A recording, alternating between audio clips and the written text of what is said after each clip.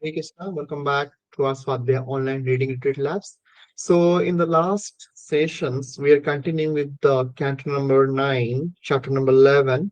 We have completed till verse number 26. Okay. So we are continuing with that part today as well. So we have not completed that part. So let me show you the mind map. So we're continuing with the verse number 24 to 36. In that we have a two part. So in the last session, we have completed the part one, that is 24 to 26 we have completed, 24 to 26, and today we are going to complete the remaining part. That is in part 2. Let's see, we will be doing it from 27 onwards till 36, right? So now, without any further ado, let's go to the verse number 27. We are continuing with translation. The palaces, the palace gates, the assembly houses, the platforms for meeting places, the temples, and all such places were decorated with golden waterfalls and bedecked with various types of flags, right? So you can see the opulences here, very much opulent were those. So if you have seen, so let's continue to read this again. So let me go back to the chapter once again.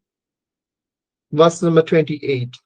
Translation: Wherever Lord Ramachandra visited, auspicious welcome gates were constructed with banana trees and betel nut trees, full of flowers and fruits. The gates were decorated with various flags made of colorful cloth and with tapestries, mirrors, and garland.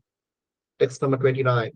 Translation: Wherever Lord Ramachandra visited, the people approached him with paraphernalia of worship and begged the Lord's blessings.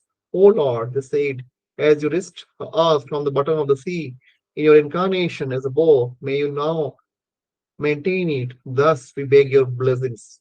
Verse number 30, translation. Thereafter, not having seen the Lord for a long time, the citizens, both men and women, being very eager to see him, left their homes and got up to the roofs of the palaces, being incompletely satiated with the seeing the face of the lotus-eyed Lord Ramachandra. They showered flowers upon him. Verse number 31 to 34 combined. Translation. Thereafter, Lord Ramachandra entered the palace of his forefathers. Within the palace were various treasures and valuable wardrobes. The sitting places on the two sides of the entrance door were made of coral. The yards were surrounded by pillars of Vaiduryamani. The floor was made of highly polished Markatamani, and the foundation was made of marble. The entire palace was decorated with clocks and garlands and bedecked with valuable stones, shining with a celestial effulgence. The palace was fully decorated with pearls and surrounded by lamps and incense. The men and women within the palace all resembled demigods and were decorated with various ornaments, which seemed beautiful because of being pleased on their bodies. Verse number 35, translation. Lord Ramachandra, the Supreme Personality of Godhead, chief of the best learned scholars, resided in that palace, with his pleasure potency Mother Sita, and enjoyed complete peace. Verse number 36, that's the last one. Translation.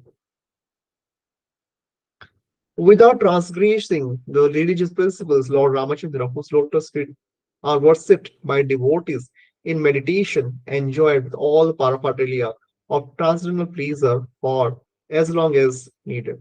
Purport. Thus end the Bhaktivedanta purpose of the ninth canto, 11th chapter of the Srimad Bhagavatam, entitled Lord Ramachandra Rules the World. So, with this, we have completed this chapter today. Total, we have 36 verses. To summarize, we have seen in the first part Lord Rama's reciprocation with the Brahmanas, how they have reciprocated with each other. Verse number 8 to verse number 14, we have seen the descendants of Lord Rama and his brothers. Verse number 15 to verse number 23, we read about the return of Sita and Rama to Vaikuntha and their glories.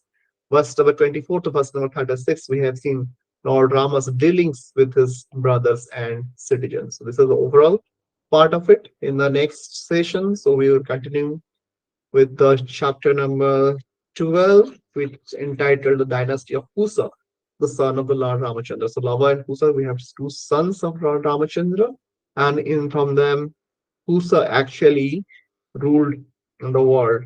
We will be seeing the dynasty of Kusa and all. So that will be continuing from here. right? So that is something. And we'll be having a quiz on this topic very soon. So on this chapter quiz, chapter number 11, and stay tuned for that. We'll be sending those quizzes and details, right? So now we will stop here. So let me stop my screen sharing.